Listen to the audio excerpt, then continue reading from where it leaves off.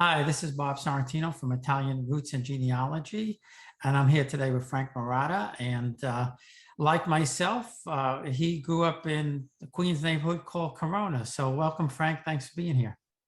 Thanks for having me. So I definitely want to get into the book, but I thought we'd start just talking about the old days in Corona. So I think I have maybe 3 or 4 years on you.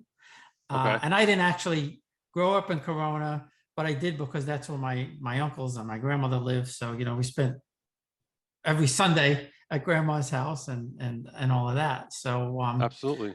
uh, so um, now you in the pre-interview, you said you were up the heights by the Lemon Ice King, right? Correct. And so where were you on Corona Avenue or you crossed Corona Actually, Avenue? actually, I was 52nd Avenue between 103rd Street and Corona Avenue. Okay. So I was actually the block. I guess you would call it south of let's see, south actually west of the Lemon Ice King. I was on the corner of the Lemon Ice King. Oh, okay. And Yeah. I was, you said you were on you were 4 floors up, and I'm trying to place that building and I can't place it. I mean, I know the area so well, because I used to, if you know Frank's Luncheonette, that was on 108th Street. Vaguely, vaguely. It was across from there was a bar across the street, and there was a Precision Place right Uh, there. Precision Place was on the corner. Was it on the corner? Precision Place was kind of, yeah, it was on the corner, went like halfway down the block. Okay. And then Frank's was there. And I Okay. worked there, I guess when you were probably maybe 8, 9, or 10. I worked there during the fair years, 64 and 65. Oh, there you go. Okay. And as my cousin Lou used to say when he came in, let me have a soda, jerk. Yeah. So I got you. I got you. Absolutely. Yeah. Uh, and I used to, when I would take the bus from Flushing, I used to take the 58 Absolutely. and get off right in front of actually, the Lemon Ice King was there. And I think there was like a department store on that. Well, Where the on bus that stopped. corner, was a department store called the Four Gs. Actually, Yes, yes. that's where we and it's an ironic thing that I remember on that corner too. There was a kind of an intro spot before you got into the actual department store, and it was like an alcove, and Yes. it was an echo in there. And believe it or not, the doo-wop groups from the '50s used to sing in there, so that was very exciting as a kid to hear all those doo-wop groups sing up on the corner. Right, I had a free show almost every night there. It was great. It And was it's really quite great. possible that my brother was up there singing one day. My brother's he's 75 now. Okay. But he always hung out in Corona. In fact, um, you mentioned the in the book you mentioned Rosie, the Queen of Corona. Well, my cousins all knew Rosie. Everybody knew a Rosie, but unfortunately, the true story about that song wasn't too pleasant on the minds of everybody from Corona. It was a weird, weird story that Paul Simon had told about that Rosie was actually a man. So that's kind of a convoluted story, but it was it's a long story. We don't want to get into it right now, but you could get Uh, my gist. Yeah, yeah, no, well, that's why I guess he was the yeah. Queen of Corona.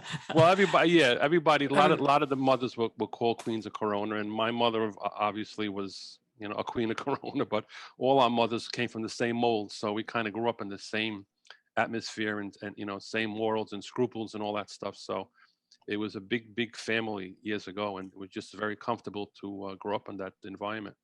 yeah, so I wanted to ask you about that because we obviously have similar stories, but yeah, and you touch on it a little bit in the book. What was it like to grow up as an Italian American boy in Corona? Well, like I said, the easiest way that I say it is that I thought the whole world was Italian, and until I was 14 and went to high school, I thought everybody was Italian. And then I got a culture shock when I went into Newtown High School back in 1968 and got my first experience of different cultures and different nationalities. And lo and behold, everybody wasn't Italian, but just growing up in that Italian close knit family environment, it stays with you, you know, for a long time. And like I said, I was 12 or 13 years old. And I thought everybody was Italian. And The way they dressed, the way they looked, the way they spoke, you know. And that's the funny best was, because I was a little bit different because I actually lived in College Point. oh, So okay, in sure. my school, you know, I always say I had the German kids and the Irish kids and you know, it wasn't everybody just wasn't Italian. But then, you know, when I go into Corona, you know, the whole block was Italian and the old ladies with the black dresses Oh, I was going to uh say, sure. Yeah. and Yeah. the 3-day funerals and guiders and all Oh, of that stuff. absolutely. Yep. Yep. Yep. We did it all. Yeah, absolutely. Yeah. It's amazing So how today they do only one day, and we had to suffer through 3 days, you know. And it was, the only thing I remember about that was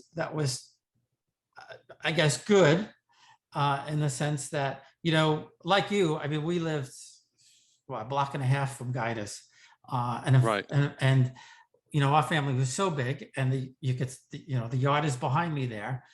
So if it was a summer funeral, everybody was in the backyard. If it was a winter funeral, everybody was in the house. Wow. But they used to get the chairs from Guidus. My uncles Oh, would did you? collect the Yeah. chairs, you know, 10, Uh, 20, whatever chairs that they needed, because Guido was that was like family to everybody. Of course, and you didn't have to pay for them either. Yeah. Or if he Yeah. did, you know, it was a good deal. But I remember going there in the afternoon, or early morning, whatever it was. I guess afternoon, and then you had the 2-hour break, Yes, and you go home and have the big Italian feast. and go back to mourn. Yeah. Right, exactly. Yeah. It was 2 to 5. It was actually, I tell you exactly, it was 2 to 5 and 7 to 10. So That's right. That's right. that's Yeah. what exactly it was. Yeah. Oh, sure. I remember all those days. Yeah. Yeah. I just actually reconnected with one of the heir apparents to that great family. Eddie Jr. now runs Guided's Funeral Home, and he's like the son of the grandfather of the uncle of the grandfather. I mean, it came all the way down to him. And I had a nice talk with him. I told him about the book, and he's very, very excited about the book.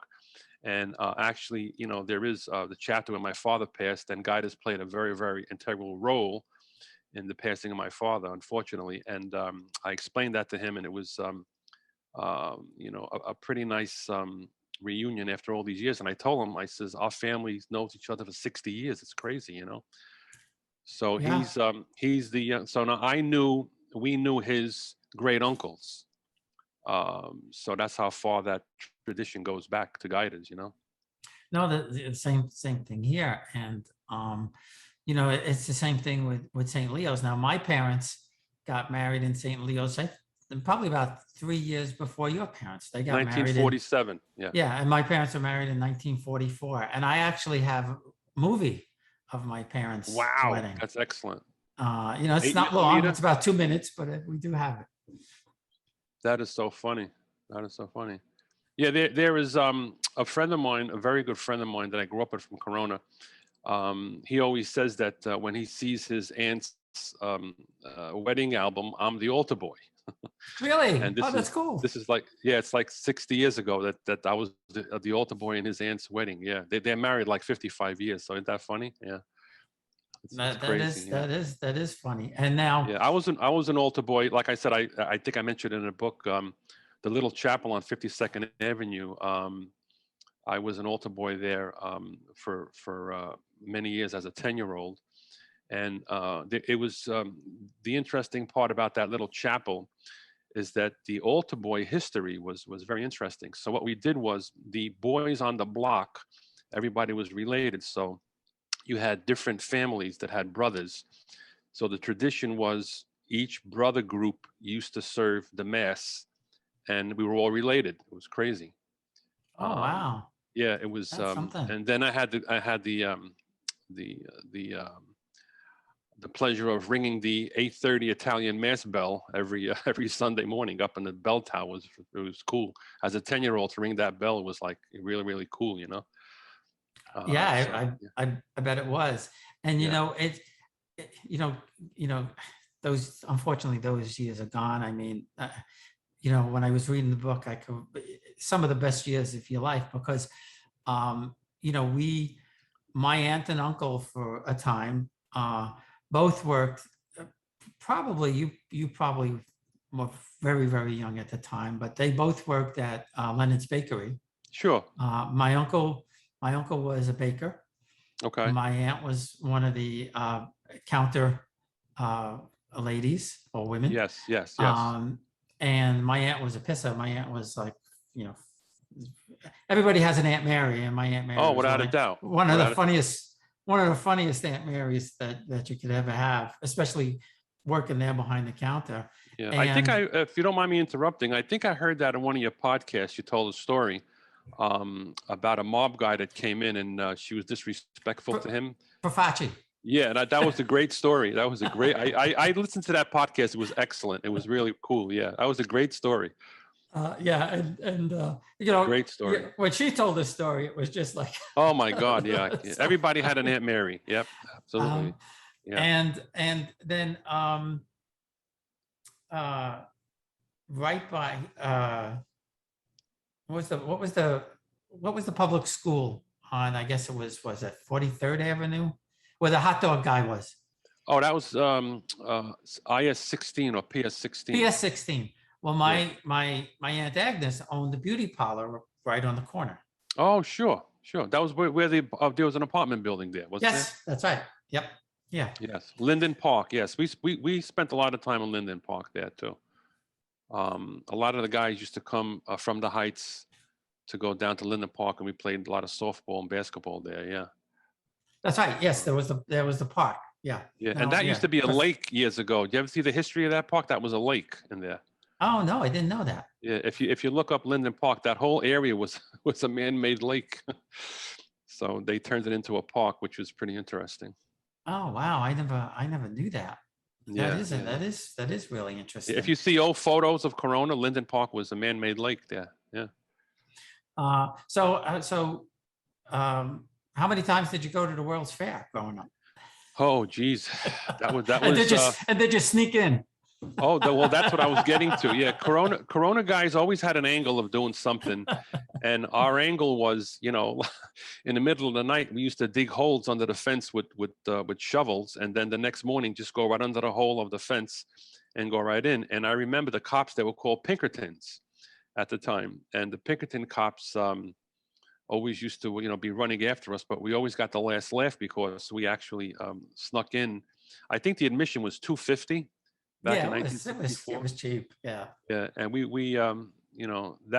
that's what put Corona on the map. That was the World's Fair was our was our backyard, and that's what put Corona finally on the map. And my mother, being in Corona all her life, told me the stories in the 1939 World's Fair.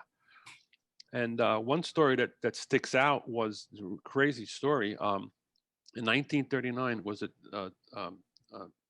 Theodore Roosevelt? I guess was the president at that time. And that was the first television broadcast came from Corona, New York. It was 1939. And he opened up the 1939 World's Fair. And that particular day, I don't know how the story goes. I think it was his wife was feeling sick at the time of the speech. And they brought her up the Heights to a pharmacy. And the pharmacist gave her some medicine. And it was a big thing in Corona that the president's wife was up the Heights, and that was that corner pharmacy. Yeah, it was right across the street from the Lemon Ice King, and the president's wife, the United States, was in Corona for at the pharmacy. Ain't that crazy? Oh, that is crazy. Now my dad he worked at the World's Fair. Oh wow. I don't know what he did. He eventually later he was a photographer for the Daily News for nice. Oh, that's a great position. Yeah, for 40 years. So you probably saw his photos growing up, absolutely, in the paper. Absolutely. Yeah, it's funny about the Corona kids always having an angle. Now, so you probably went to Newtown. Yes. With my cousin Kathy, because she's about your age. Yep. Okay. Yeah, I know Kathy well. Yes, I know Kathy. Yes. Small world, right? she knows who I am. Absolutely. Yeah, absolutely. Yeah, like you said, no matter where you go, you meet somebody from Corona, and it's like like I still have Corona childhood friends that I'm still friends with over 55 years. It's crazy, you know. And every time we get together, my wife always says, she's from Elmhurst, and she says, I always thought I knew all the Corona stories, but they just keep on coming, and they don't end. I says, well, there's always a Corona story. Everybody has a Corona story, you know. And she always says that we have to hear another Corona story. I says, why not? They're so entertaining, you know. They are, So, like we said before, I I mean, mean, some of the most they entertaining days of my life were in oh my Corona. God.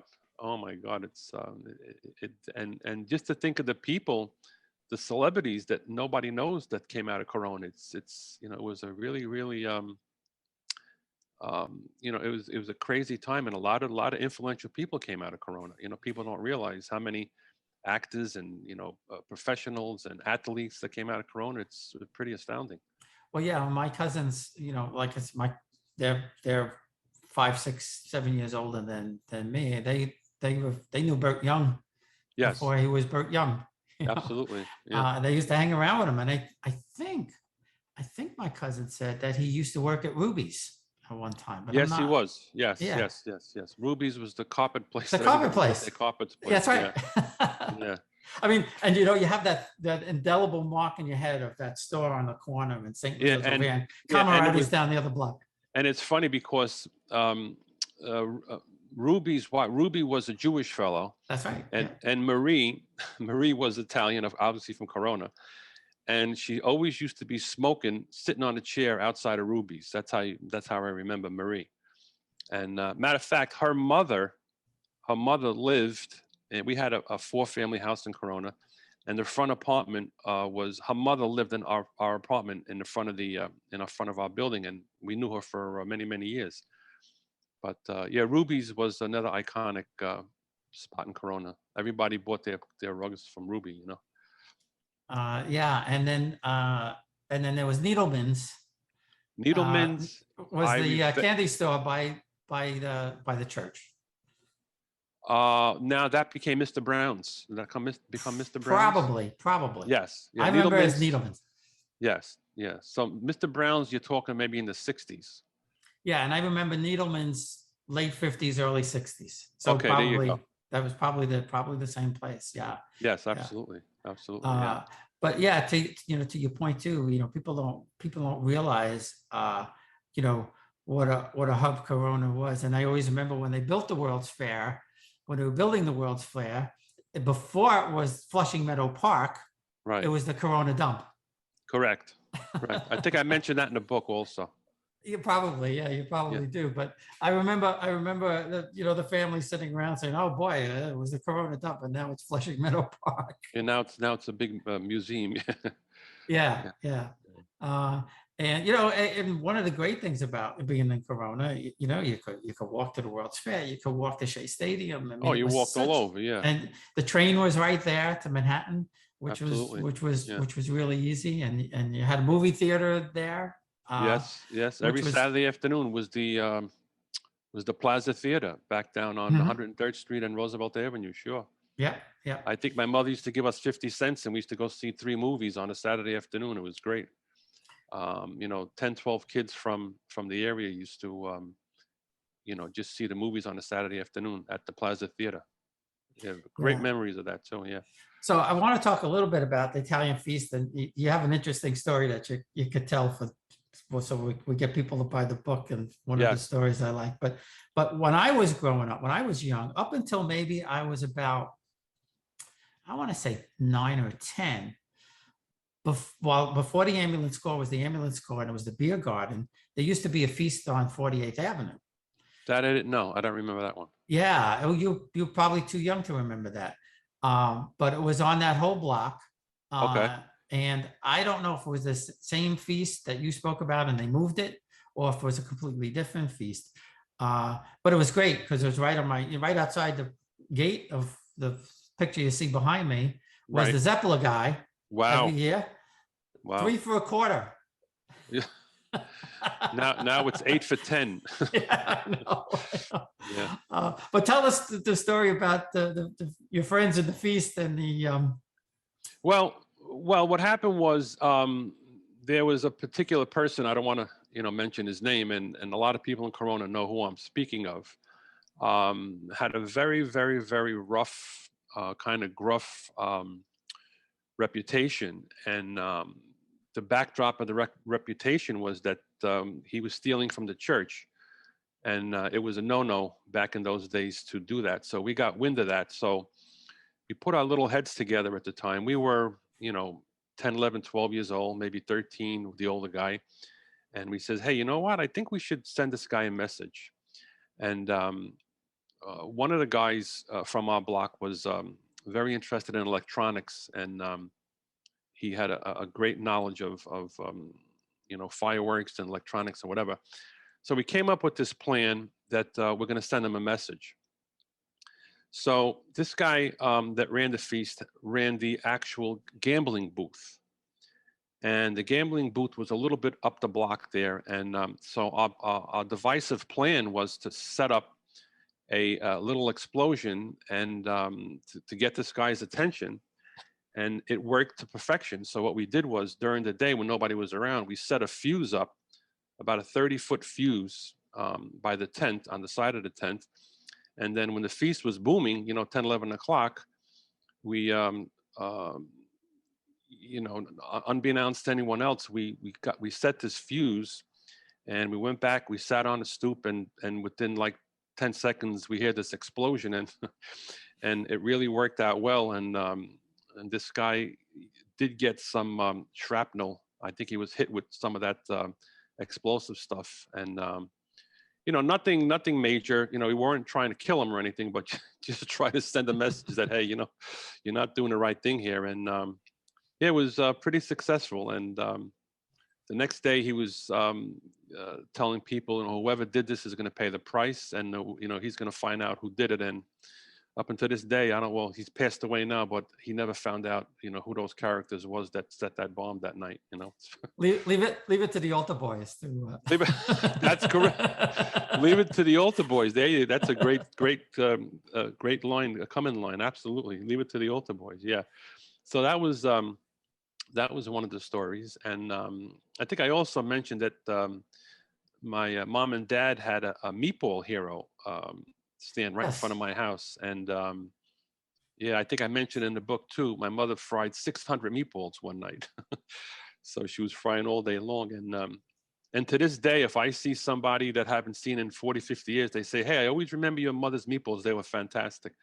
And my mother sold meatball heroes. And as a big family growing up in Corona, from the profits of that feast, we went on our first vacation from the sales of those meatball heroes. It was pretty interesting. Yeah. Oh, that's neat. That's neat. Yeah. And I'll be here in the air-conditioned kitchen frying eggplants, and you're even sweating, even with the air conditioner on. And then you think back to our aunts and our grandmothers and moms who were in these tiny little kitchens frying food all day. Oh my God, 90 with the degrees. aprons on. Yeah, yes. with the aprons on. Yeah. Yeah. I think when they, on top of the house dresses that they all wore, I think the next part of the clothing was they started the day with the aprons on, and it never came off until they went to sleep. Because I always remember my grandmother lived across the hall, so we grew up with my grandparents, which was fantastic. And my grandmother, that's all she worried about is cooking. And if you weren't eating, there was something wrong with you. She's like, you feeling all right? Yeah. And then when I had kids and I brought my kids up to Corona, I was living in Jackson Heights at this time. I remember my kids used to come up those steps before the jackets came off. My grandmother had Italian bread with butter waiting for those kids to have bread and butter, because she wanted to see the kids eat before they took their jackets off. It was crazy. Oh, that's funny. I used to love the hot Bellachicos with butter on it. Oh my God. Yeah. 43rd Avenue and Junction Boulevard. Yeah. Nothing like it. Oh boy. And now Aunt Mary lived across from Bellachicos for a while. Oh, so you would go there and that smell would just knock you out. Oh my God. Yeah. There was nothing like the smell of Bellachicos. Yeah. People don't realize, and I found this out through some historical facts of Corona, Bellachico was the first producer of Italian bread in New York City. Did you know that? No. Wow. Yeah. So the Bellachico family back in the 30s produced the first Italian bread in New York City. Yeah. I mean, don't quote me, but I did hear that on a historical level. So it could be right. I could be wrong too, but they were one of the top, yeah, um, bread makers. Yeah. And they Now, became, that bread sold nationally over the years. I think they sold the business in 1973, actually. They sold wow, I it didn't to, realize it was that long ago. Wow. yes, they sold it to a company in Queens Village, I think. That's where they sold it. Yeah. Yeah, Bella Chico was unbelievable bread. It Yeah. was great. Now your mom and dad, where from Italy were they from? My mom and dad was second generation. Um, so they both were born in the United States. My mother's parents came from Naples, in a town called Caserta. That Mhm. was in Naples, and a lot of people from Corona came from the southern part of Italy. My father's parents, my father was an upstate guy, and his father came from Naples also, and it was a town called Limadola. And it was a mountainous town, and it was funny how he wound up in upstate New York because they were used to the mountains, and that's where they settled. And then I explain in the book how my mother took my father away from those country times upstate, and he became a real city slicker when he came down to Corona, and that changed his whole life. So how did they meet if he was from up there and she was here? Well, again, I think I mentioned in the book it was a strange connection. You want to talk about a marriage that was set up, before these kids were actually adults. So it goes that my father's brother married my mother's father's sister. So believe it or not, my two grandparents were brother-in-laws before my mother and father ever met. So when they said, when these kids get older, we're going to try to hook them up, and they were successful. So that's how my mother and father met. So, they say Goombas years ago. They were Goombas before my mother and father were even born. Ain't that crazy? Oh, that is, So it yeah. was kind of, and the joke was my mother and father met in the bathtub when they were 3 years old. They used to give the kids baths in the bathtub. So it was a pretty interesting beginning for my mother and father. And they didn't go out with any other couples at that time. They were just kind of made for each other. And unfortunately, my father passed, like I mentioned in the book, at 50 years old. Was devastating for all of us. Yeah, and I never got I never got the whole story about how my parents met. They both lived in Corona, obviously. Wow. Um, but the big story is that my grandfather, my mom's father, um, used to call my father tuta jacket, old All jacket, some. old Oh jacket, wow, because wow. That's he wore the zoot suit. all the time. Sure. Yeah. Yeah.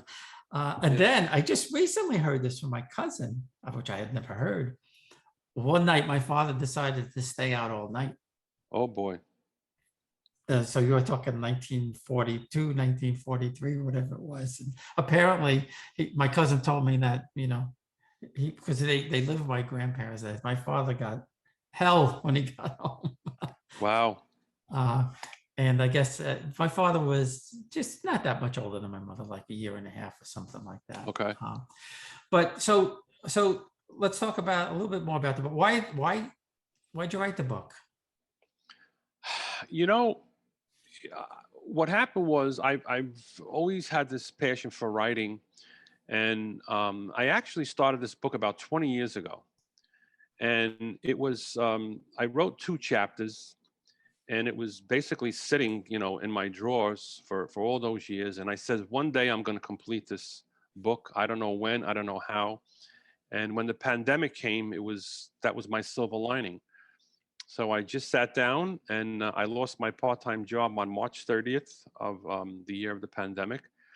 And I just sat down and said, okay, let's go to chapter 3. And it just rushed right out of me. And I just went from 1964 to 1984. And I wrote literally for 10 hours a day for 4 months straight. And that's how the book was created. So I wound up getting 19 chapters from the original 2 that I had, and yeah, so it was something that has been inside of me all these years, and I just had to get it out. Um, and Well, you know, like, I was going to say it's a very personal story too. I oh mean, my God, you could, there's parts in it that I can relate to. So we have some things in common. My second wife, my current wife, she's Puerto Rican and oh wow, so I did just the Sicilian. reverse. I did She's this. I did the reverse. yeah, she's Puerto Rican and Sicilian. So Wow, that's a tough mix there. you ain't They kidding. said they come with the knife and the gun to the party. Yeah, um, that's funny. Yeah. but like I was saying, it is it is a very personal story, and Yes. you know, I'm sure it was tough to tell. But Oh did you my do God. it because you felt you had to get you had to get this out? Yes. Yes, absolutely. Absolutely. And you know, the bottom line is it's a book of survival, and it's a book of self-discovery and survival, you know. And like I said, I unfortunately, my childhood was very dark, and all those scars follow me many years. And it kind of hampered my thought process, and you know, my emotional process, and just my self-esteem wasn't there as a young child and as a teenager, and just all those emotional um, downsides, or you know, tough beginnings, emotionally for me. I was, you know, it was like I was inhibited, that I couldn't have the confidence to do a lot of things, and then it made me along the way make some not so favorable decisions that I had to live with. And when those decisions were made, I try to, you know, go uh, through those times, and it was very difficult. And then, you know, I was fortunate to be out on the other side now. So that's why I think that um, if the book could help one person, you know, as far as survival goes, I think I did my job. Yeah, and and I did get the impression from the tough times, but there was also love in there, especially from Oh your yeah. dad and your grandparents. So Oh my God. it's a Oh it's yeah. a it's a good story too. Yeah, I'm glad. I'm glad. Yeah, I'm glad. You know, it's funny. I haven't had all my reviews are biased because I'm writing down every. You know, I get emails, I get telephone calls, I get messages. You know, constantly about the book, and I'm keeping track of them. And you're probably my first non-biased review of the book, and everybody that has gotten to me on their review, I know them all. So I kept on saying, okay, so if you didn't know me, was the book good? So they said, yeah, it was pretty good, you know. So I like to, you know, I'm keeping track of all my reviews. So, you know, everybody says, I feel like I'm talking to you, you know, during the book. It's amazing how the storytelling is just so on key, and it's so precise, you know. Well, yeah, and I think for those who from Corona who listen to it, or Oh my Elmhurst or God. Yeah, I Jackson think, Heights, oh yeah, absolutely. it's Yeah. they could relate to a lot of it. Yeah, that's what I say. I said it. You know, it's a must read from anybody. You know, from Corona. So, and even like without writing the book, when you talk about Corona, everybody had that same, you know, tough love upbringing. You know what I mean? Because our parents, you know, my mother used to say, you know, you see your friend across the street. I grew up with his father. So that's how close the neighborhood was. Because our Mhm. parents grew up with our friends' parents, Yeah. and it was like, you know, there was no generation breakdown. In today's world, you know, my kids now, it's a total different generation. But I feel that my parents' generation and our generation, it was basically the same.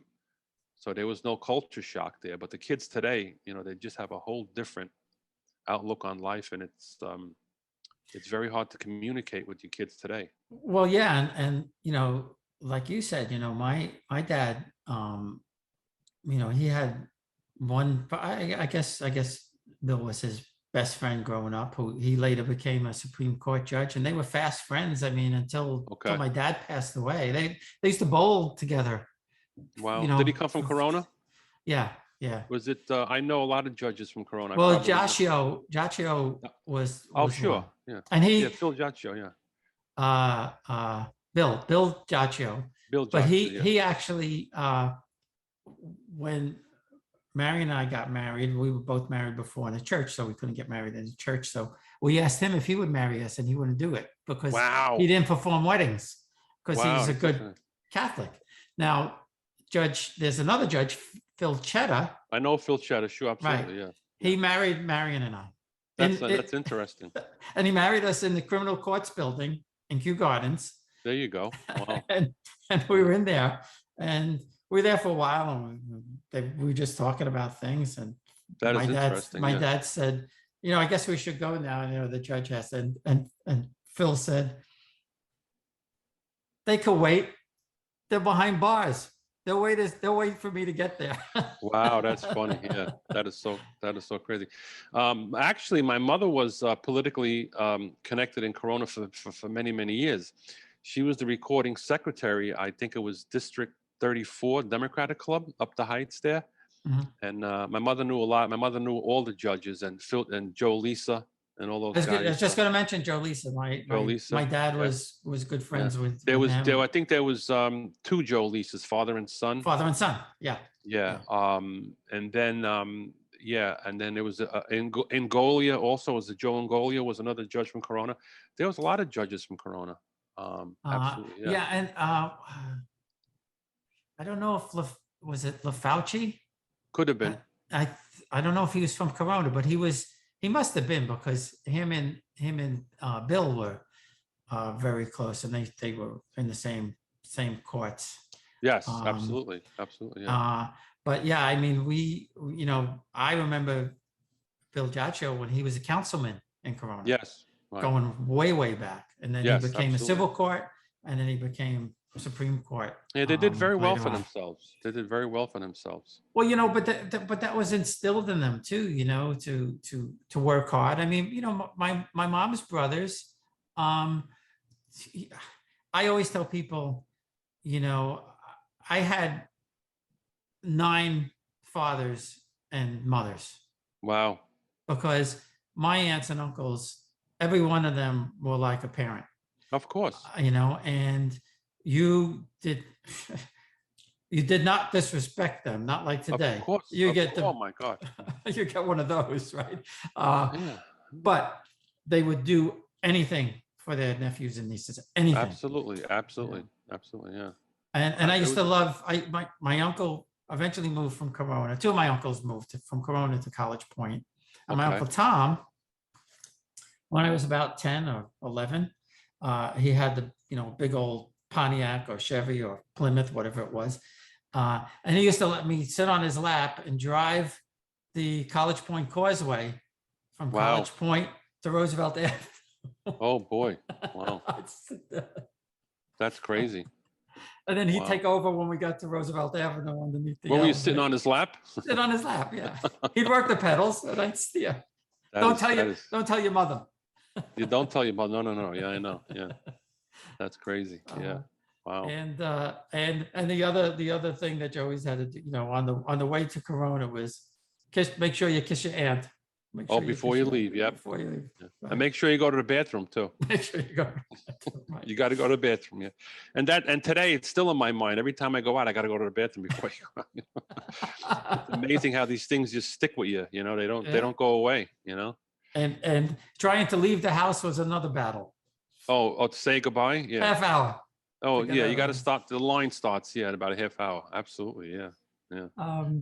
So well, this has been a lot of fun, obviously, talking about Corona and everything. I see the book behind you. So for everybody listening, what's the name of the book and where can they find it? Okay, the name of the book is Alterations to a Life Jacket. And it's the subtitle is Tales of a Young Man's Survival. And like I said, it's a must read for Corona people, and the New York City Italian Queens flavor, I think, is pretty dominant in the book.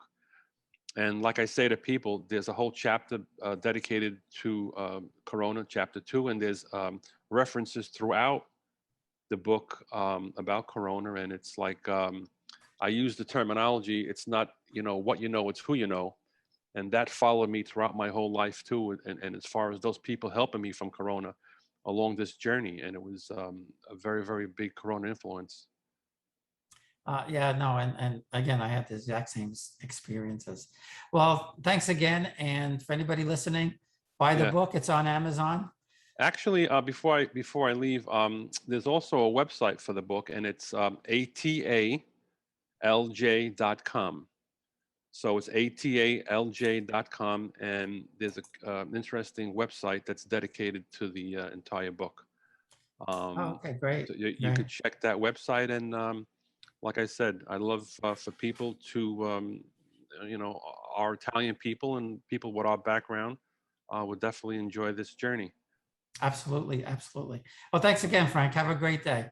Same here, Bob, and thanks for having me.